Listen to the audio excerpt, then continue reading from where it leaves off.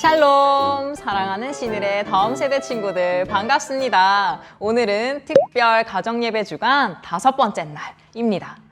친구들과 오늘 함께 나눌 말씀의 주제는 나눔입니다.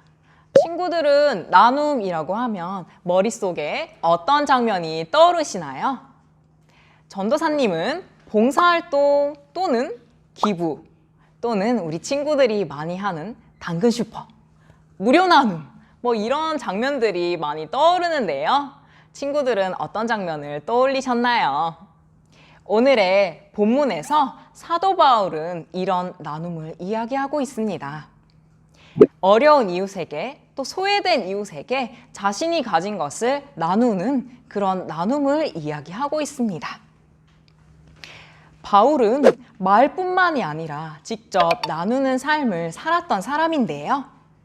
바울은 자신이 가진 뛰어난 지식과 재능을 통해서 충분히 많은 돈을 벌 수 있는 사람이었어요. 그럼에도 불구하고 그런 선택을 하지 않았어요. 오히려 자신이 가진 재물과 재능과 능력을 통해서 기꺼이 나누는 삶을 살았던 사람이었어요. 복음의 말씀을 전하고 나누는 삶을 살며 하나님이 기뻐하시는 일을 살았던 사람입니다. 분명 이런 삶을 사는 것이 쉽지 않은 일이었을 거예요. 그런데도 사도 바울이 이런 삶을 선택한 이유는 무엇이었을까요? 바로 예수님을 만났기 때문입니다. 예수님을 사랑하는 마음으로 예수님을 닮아가는 삶을 살고 싶었던 겁니다. 예수님이 가르쳐 주신 나눔의 삶을 살아가고 싶었던 겁니다. 예수님은 많은 사람들에게 나누어 주고 또 주는 삶을 사셨습니다. 그리고 예수님께서는 제자들에게 주는 것이 받는 것보다 복되다 하고 가르쳐 주셨습니다. 혹시 우리 친구들 중에서 바울처럼 예수님을 닮은 삶을 살고 싶은 친구들이 있나요? 하지만 나누어 주는 것이 손해보는 것 같아서 너무 실천하기 어렵다고 생각하는 친구들이 있나요? 맞아요. 나눔은 분명 실천하기 어려운 일일지도 모르겠어요.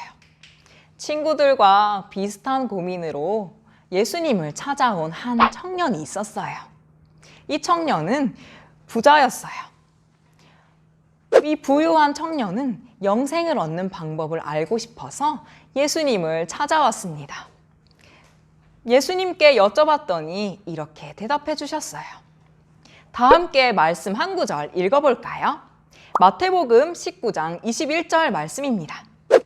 가서 내 소유를 팔아 가난한 자들에게 주라. 그리하면 하늘에서 보화가 내게 있으리라. 그리고 와서 나를 따르라. 가진 것을 가난한 사람들에게 나누어 주라 하고 말씀하시자 그 청년은 고민하며 집으로 돌아갔어요.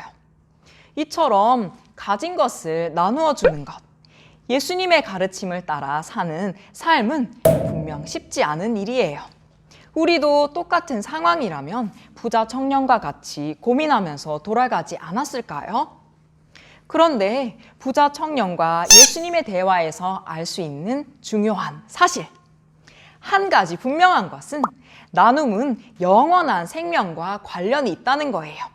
나눔은 예수님의 가르침이고 하나님의 명령이에요. 너희를 위하여 보물을 땅에 쌓아두지 말라.